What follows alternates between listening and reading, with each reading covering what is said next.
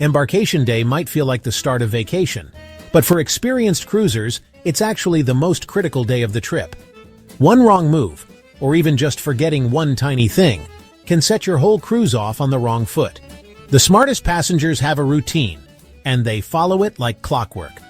And today, I'm sharing exactly what they do, so you can cruise smarter, smoother, and with zero regrets. You'll never look at Embarkation Day the same way again. I used to think Embarkation Day was just about showing up and boarding. But then I had a cruise day that went totally off the rails. Stress, delays, missed opportunities. And when I stepped back and really looked at what went wrong, I realized the truth. It wasn't bad luck. It was me. Everything that went wrong, I could have prevented with a little planning. So, I talked to smart cruisers, tested new strategies on several cruises, and now, I've got a routine that turns Embarkation Day into a smooth, stress-free start to the trip. Let's walk through exactly what I do, so your next cruise starts off right. Most people head straight to the buffet after boarding. It's familiar, fast, and open, but I've learned that skipping it on day one is one of the smartest moves I can make. The buffet is always the busiest spot on Embarkation Day. Crowded lines, packed tables, and not the most relaxing welcome aboard meal. Instead, I head to the main dining room, or a specialty restaurant if it's open. It's quieter, calmer, and the service is better. And while I'm enjoying lunch, I get a few critical things done. If I'm on fixed dining, I check my table, and if I don't like it, I ask the maitre d' to change it early, while options are still open. I also take this chance to discuss dietary needs if needed. Gluten-free, vegan, allergies, you name it. And here's a bonus. While others are fighting for buffet seating, I'm already planning my cruise around what I need, not what's left. It's easy to get excited and just start wandering the ship. But smart cruisers? They head straight to their cabin. Why? Because this is your chance to fix any issues before the rush hits. I check everything right away. Is the room location okay? Is the balcony view obstructed? Are the beds set up correctly? Does the air conditioning work? I test the lights, the safe, the outlets, even the pillows. If something's wrong, I flag it to the cabin steward immediately. They'll be much more responsive before they're swamped with every other guest on the ship.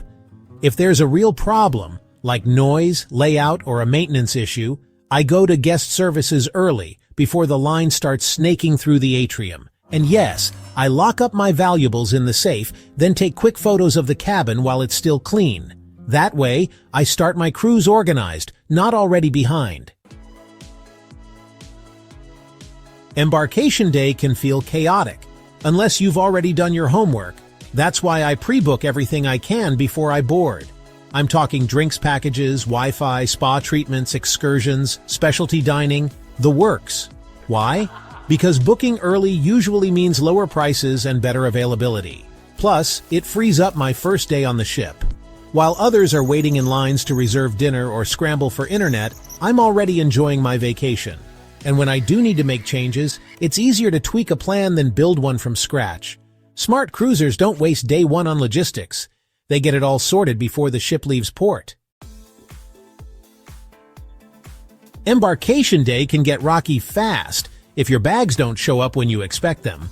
That's why I always pack a carry-on bag with the essentials I can't afford to lose. I ask myself, if my main luggage vanished, what would I absolutely need to get through the day? Or even the entire cruise? For me, that's medication, passport, credit cards, cash, phone, chargers, camera gear, and that's about it. If I had to, I could buy the rest on board or in port. But without those items, I'm in serious trouble. And here's the second part of this rule. Never pack anything you're not allowed to bring. Sounds obvious, but I've seen people get pulled aside for things like extension cords, full-size irons, or too much alcohol. Worse, some even try to sneak on drones, only to end up wasting time at security. Avoiding these items keeps your bags out of trouble, and you out of the Embarkation Day penalty box. Here's something most people don't realize. Embarkation night is the best time to book a specialty restaurant. Why? Well, because it's often cheaper and definitely quieter.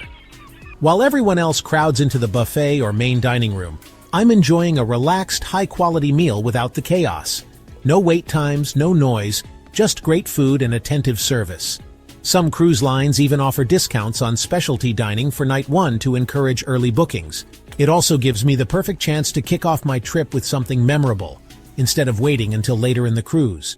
And if I decide I want to try another restaurant later on, no problem. The staff is available and flexible on day one. Smart cruisers skip the scramble and start with the steakhouse. Right after lunch, before I even think about exploring, I switch my phone to airplane mode. Why? Because your phone might silently connect to the ship's satellite network. And that means massive roaming charges. I've heard horror stories of people racking up hundreds in fees just by leaving their phone on. Once airplane mode is on, I set the time zone manually to match the ship's time. Why not auto-update? Because your phone might switch to local port time instead of ship time, and that can mess with your schedule in a big way. If you're not on ship time, you could easily miss events. Or worse, miss the ship when it departs. So now, airplane mode goes on early, time zone gets set manually, and I avoid both the panic and the bill. The smartest thing I do before embarkation day, I always arrive at least one day early, especially for long-haul cruises. It's not glamorous, it's not exciting, but it's the single best insurance policy you can give your trip. On my Panama Canal cruise with Oceania, a storm swept across Europe and canceled my flight just hours before takeoff. If I had planned to arrive the same day as the cruise, I would have missed the ship, but because I built in that buffer day, I had time to find another flight, and still arrived early. Booking a hotel for the night before might feel like an extra expense, but trust me, it's cheaper than missing the cruise altogether. Smart cruisers never cut it close. I thought I was prepared.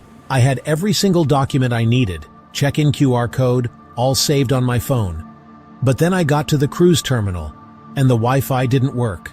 Suddenly, I couldn't pull up anything. That moment taught me a hard lesson. Always have offline access to your documents. Now, before I travel, I do two things. First, I print paper copies of everything, just in case. Second, I create a folder on my phone with all my cruise docs saved for offline use. Dropbox, Google Drive, even the Files app, whatever works for you. Just make sure you can open everything without needing a signal, because nothing kills excitement faster than fumbling with a dead screen at check-in. If you're cruising with kids, there's one thing you absolutely need to do on embarkation day. Register them for the Kids Club. Don't wait until the second day. Don't assume it's automatic. Go early, right after lunch if possible, because spots fill up fast, especially for younger age groups. It's quick, it's easy, and it gives your kids a chance to get familiar with the space before it gets crowded.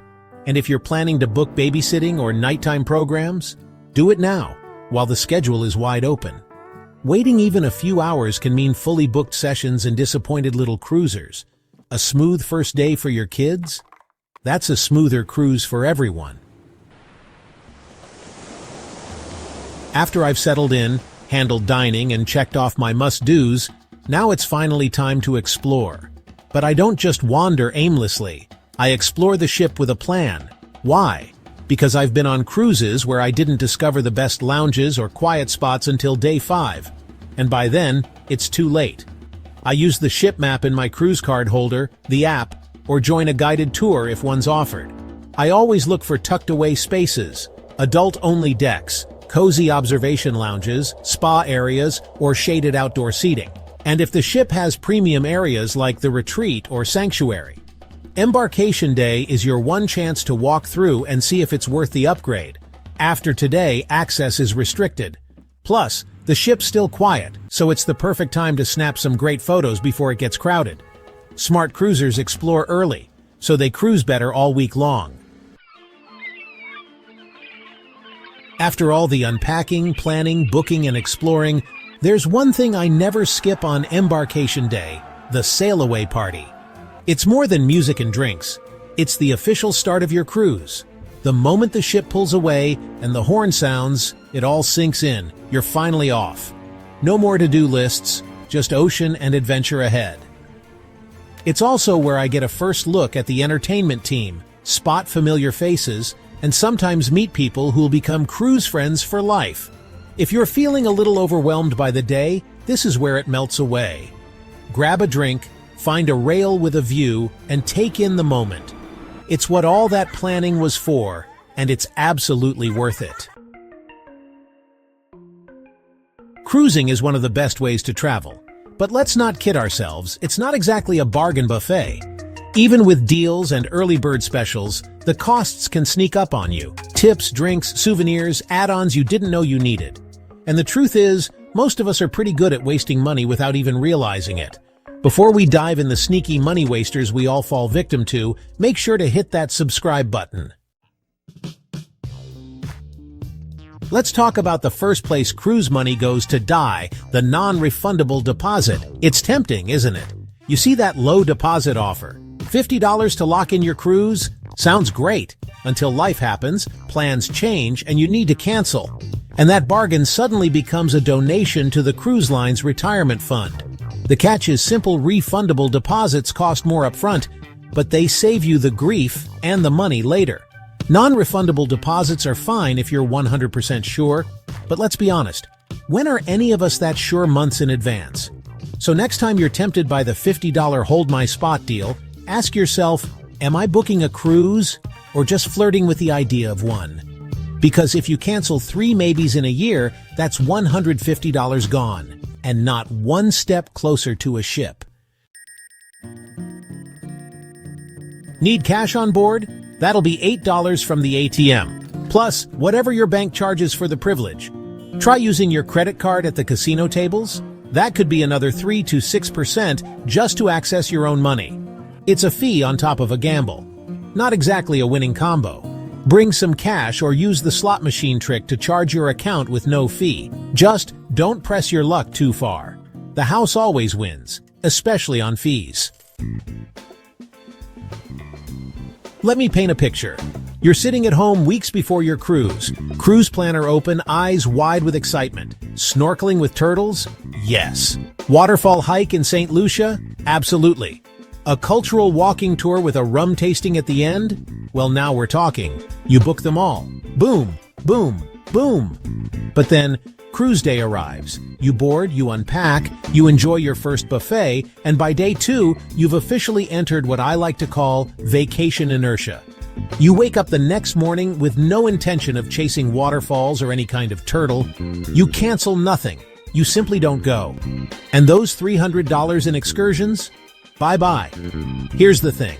Cruise lines often require you to cancel 24 to 48 hours in advance to get a refund. After that, it's like that money took its own excursion and didn't come back. So if you're feeling ambitious pre-cruise, great, but leave room to rest and set a calendar reminder for those cancellation deadlines just in case reality hits harder than your first pina colada. If I had $1 for every overpriced, travel-sized item I've seen in a cruise gift shop, I could probably afford a sweet upgrade. Here's what happens. You pack in a rush, assume the cabin will have the basics, and suddenly find yourself holding a $17 bottle of sunscreen in your hand and wondering how SPF got so expensive. Sundries, yes, that odd old-fashioned word, include things like toothpaste, deodorant, sunscreen, aloe vera, motion sickness pills, and other not-so-fun but very necessary items. Cruise lines stock them in the gift shop because they know we forget them. And when we're floating in the middle of the Caribbean with a sunburn and no aloe, well, they've got us right where they want us. But it's not their fault. They're providing a service. The best fix? Print yourself a packing checklist and make a little zip bag with all the tiny things you usually forget. It might just save you $50. And your dignity. There's something wonderfully ironic about getting home from your relaxing, budget-friendly cruise, only to be greeted by a $600 cell phone bill from your provider, all because you forgot to switch your phone to airplane mode. Yes, this really happens. And no, your cell phone company won't give you a cruise discount. What's worse is that your phone might silently connect to a maritime satellite network without you even noticing. One photo upload, one email refresh, one weather check. And you've just paid $23 for a single megabyte of data. The fix? It's painfully simple airplane mode on, Wi-Fi only. Most cruise lines offer decent internet packages now, and even if they're a little pricey, they're still better than roaming charges that could buy you another cruise. So before you even leave port, flip that switch. Your future self and your phone bill will thank you. Transportation is one of those sneaky expenses that adds up, especially when you're not planning ahead. I've heard so many stories from fellow cruisers who flew into the wrong airport thinking, it's only an hour away. Then they hop into an Uber, and suddenly they're paying $160 just to reach the port. Houston to Galveston, Orlando to Port Canaveral. It happens all the time. What most people don't realize is that cruise lines often offer transfer buses from the airport at a much lower rate. It's not glamorous. You'll wait a little. And yes, you might end up chatting with someone who brought a 3-foot inflatable flamingo, but you'll save a chunk of money and arrive with less stress. Even in port cities, many hotels offer cruise shuttles, and ports like Aruba or San Juan often have free public transport that takes you straight to town. So before you tap Request Ride, check the alternatives, because overpaying for transport is a waste you can 100% avoid. We all love cruise souvenirs. A t-shirt from Cozumel, a fridge magnet shaped like a flamingo, maybe even a handcrafted wooden turtle you swear is tasteful. But here's the sign you've gone too far. You're buying a duffel bag on board to fit the extras. Yes, cruise gift shops sell luggage, not because people lose theirs, but because they buy more than they can carry home. The markups? Not gentle. The quality? Let's just say, souvenir grade.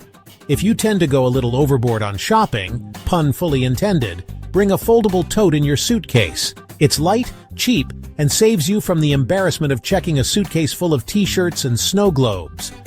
And before you ask, no, the cruise line will not ship your 5th flamingo statue home for you. The drink package debate is as old as cruising itself. Is it worth it? Should I get one? Should I skip it? The answer, like most things in cruising, depends entirely on you.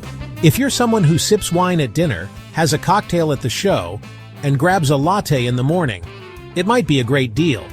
But if you drink 3 glasses of water and a Diet Coke each day, you're pouring money down the drain. On the flip side, if you're going to pay for drinks individually, and you're enjoying 5 or more each day, you could be spending more than the cost of the package. Cruise lines don't make this easy.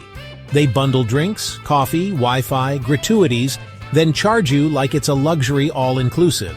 So before you hit buy, take 5 minutes, do the math, and know your drinking habits. There's nothing worse than watching your bill grow faster than your cocktail count. Most of us assume nothing bad will happen on a cruise, and most of the time, we're right. But when something does happen, a fall, a sudden illness, a dental emergency at sea, it can get very expensive, very quickly. Medical centers on ships aren't included in your cruise fare. A visit can cost hundreds, a medevac, tens of thousands. One crew member told me about a passenger who had to be flown off the ship mid-cruise. No insurance, no backup plan. It nearly wiped out their savings. The solution? Get travel insurance. It's cheap compared to the potential costs. And there are plenty of sites like insuremytrip.com that let you compare quotes in minutes. And if you already have insurance, make sure it covers cruise-specific medical care, because not all plans do. Cruisers are generous people. We like to tip well, especially when the crew has gone above and beyond. But what happens all too often is we tip twice by accident. You get the bill at the bar, see a blank line for gratuity, and jot down a tip, not realizing the 18% service charge is already included. You meant to tip $3, you tipped $7. Then you did it again at dinner. Over a 7-day cruise, that can add up to a small fortune in bonus tipping, and not always where you intended it to go. Always read the fine print. If it says additional tip, that means the first one is already built in. Tip generously, but do it intentionally. I told you earlier I was guilty of 7 of these, and I am.